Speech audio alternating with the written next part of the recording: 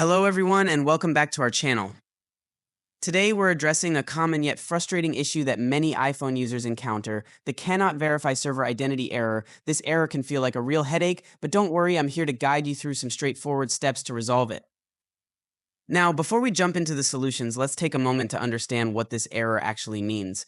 When your iPhone displays the cannot verify server identity message, it simply means that your device is having trouble verifying the identity of the server it's trying to connect to.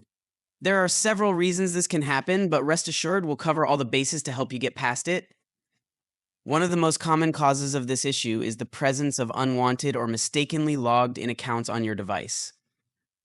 To fix this, open your settings, then scroll all the way down and navigate to apps.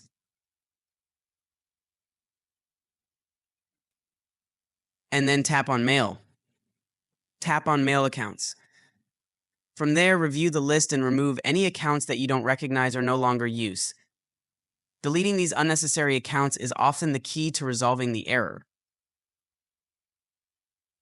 Another factor to check is your iPhone's date and time settings. Incorrect settings can sometimes cause problems when connecting to servers. To fix this, head to Settings. Select General. And then Date and Time.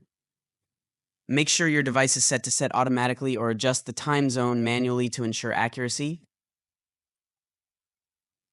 Lastly, outdated software can also be a culprit. If your iPhone isn't running the latest version of iOS, it's time to update. Simply go to Settings, then tap General, and then Software Update. If an update is available, download and install it to ensure your device is running smoothly. And there you have it. By following these steps, you should be able to fix the cannot verify server identity error on your iPhone. If none of these solutions work, don't hesitate to reach out to Apple Team for the service you're trying to connect to.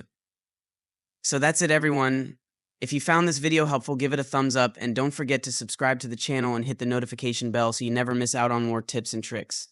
Thanks for watching, and I'll see you in the next video.